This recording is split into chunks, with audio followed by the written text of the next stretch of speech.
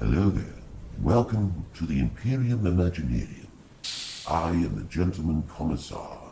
In today's episode, we're going to be looking at Imperial Knights. More specifically, building the ultimate Imperial Knight.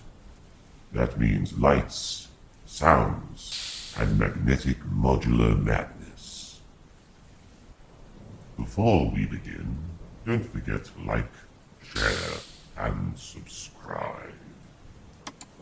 Now, with that out of the way, let's crack on, shall we?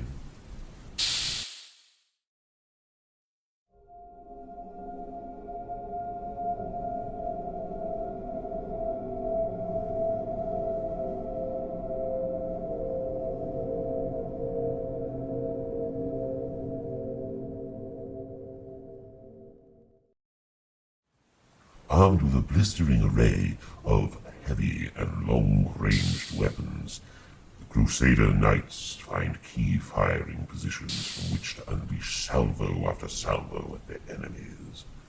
Crusader pilots will gladly steer their suits even into open ground to find the best place to shoot from, and are regarded as especially dutiful and selfless by their peers. For this build, we will be using the sound and light module from inside the standard robot toy. You can find yours in any good toy retailer. We'll also be using this dump truck. As you can see here, I've already removed the module from the dump truck. By pressing this button, the light and sounds are activated. In order to get the sound and light modules, I carefully unscrewed the frame of our robot. Opening up our robot, we can see all of the internal wires, light, and speakers. Once the external frame has been removed, we now have all of the exposed elements ready to put into our Imperial Knight.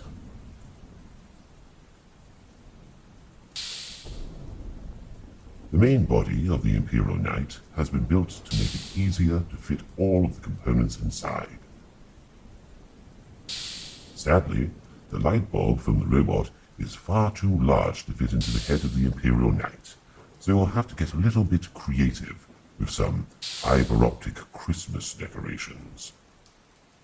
I carefully drill a hole through each of the eyes of the Imperial Knight and thread the fiber-optic wires through. This is then attached to the front of the Knight's chassis using superglue to hold it in place. As you can see, the light now comes through into the freshly dug out eye holes. The next stage is to create a button that will activate the sound and lights from within. So I carefully carve out a small hole just large enough to fit the button into. Luckily, the button fit rather snugly into place on the underside of the carapace. I reinforce the button with some green stuff in order to withstand the stresses of being pressed continuously. Now, there isn't all that much room left inside for the Knight's body, so I tied up the wires to keep them neat and tidy, and to prevent them from breaking or getting tangled. This particular robot came with lights from both the eyes and its gun. So I threaded the remaining light into the gun arm of the Imperial Knight. I magnetized the upper and lower body for easier transport and posing potential, using small discs of plasticard to lessen the impact of the magnet's connection on the arms and weapons, and for easier removal. With the primary set of wires and magnets in place, I then went about attaching the sound and light module from the dump truck.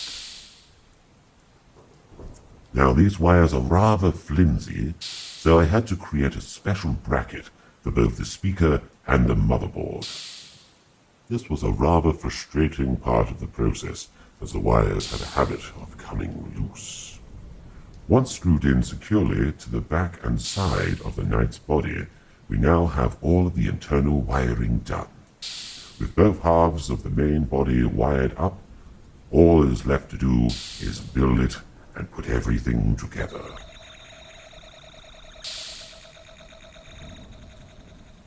rear button was made using the remaining button mechanism from the dump truck.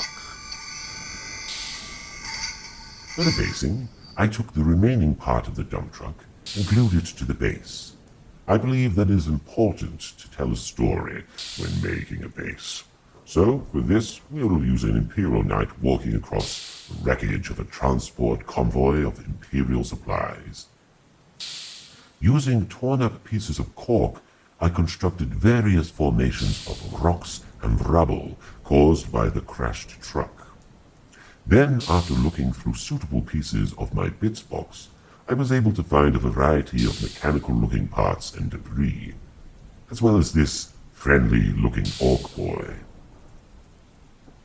I then had some finer rocks and sand for additional effect.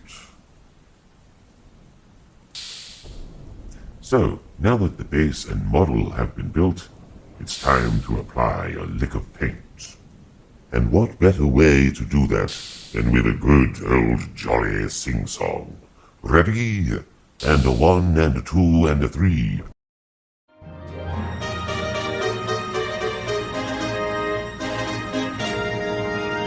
Base coat here, dry brush there, and a couple of la-di-das. That's how you paint the grey away with the gentleman commissar. Right, now that that little fever dream is over, and the musical portion of this video has concluded, I think it's about time that I stopped teasing you and showed you the main event. Enjoy.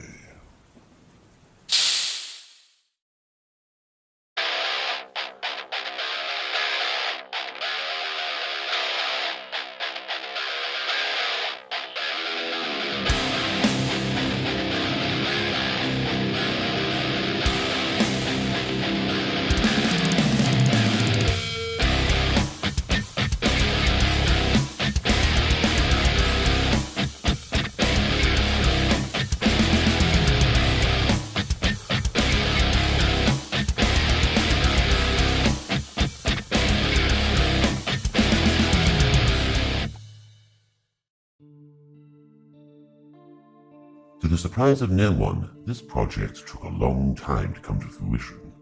It was met by many setbacks and pitfalls along the way. However, there were various happy little accidents that occurred.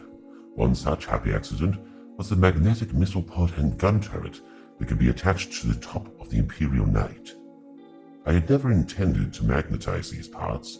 However, during the painting phase, I noticed that some of the spare magnets I had on my paint table kept attaching themselves to the top of the carapace of the Imperial Knight. This was due to the position of the robot's sound speaker that had been attached to the underside of the carapace, originally done for volume optimization. The magnetic speaker was strong enough to hold even through the exterior shell of the Imperial Knight, so I decided to build and paint the various weapon options for that particular part. During the later stages of the build, I noticed that I would not be able to replace the gun arm due to the internal wiring. This would mean that I would have very limited weapon options available. However, I did come up with a nifty workaround. By magnetizing a small section on the back of the Imperial Knight close to the gun arm, I found that I could remove the aforementioned arm and have it holstered in position. This now opened up a slot for additional guns and melee weapons to be attached, and also meant that the chainsword could be holstered on the back as if it were in the knight's scabbard. Some of the more frustrating moments of the project came down to the internal wiring. This was in large part due to the connecting wires coming loose from the motherboard and modules. I went through numerous dump truck toys before I finally managed to get one that didn't break during installation. I ended up using some of the dump truck's internal framework to house the speaker within the Imperial Knight, as well as a screw shaft to house the motherboard. This was done after repeated failure to hold it in place. I'm not afraid to say that this whole part almost broke me, but I soldiered through and came up with a solution that made the whole thing worthwhile. The painting process was the easiest part of the whole project, as the body of the Imperial Knight was achieved with a dark metal base coat, progressively lighter dry brushes, and various washes to add further contrast. The plate armor was especially fun, as there were many plain open spaces which allowed me to paint my own custom decals, such as the creeping vines at the legs and the Mechanicus design on the right shoulder. For times when I was a little burnt out on painting the decals, I instead turned to using the transfer sheets provided, using some washes on them to make them a little more battle-worn. If you're an avid painter of miniatures, I can highly recommend this kit, as it will give you a chance to really go wild with your painting skills. The dry brushing is a doddle, and the sheer size of the canvas will afford you the opportunity to paint some amazing murals. Likewise, if you enjoy the building aspect of the hobby, this is also a great kit. While it may start off rather daunting, what with the components being spread across 4 large spools, once you get stuck in, it gets much easier, and you will find yourself building more than you'll ever need. With a ton of options, you can really customize your Imperial Knight. I highly recommend you try magnetizing parts so you can maximize the potential and get the most out of this kit. Once again, thank you for tuning in. Don't forget to commit exterminatus on that like button and ring the bell to stay notified for further videos. I look forward to reading your comments in the comment section below. Let me know what you thought of the inaugural episode of the Imperium Imaginarium, and possibly even let me know what you'd like to see in a future episode. Until next time, cheerio.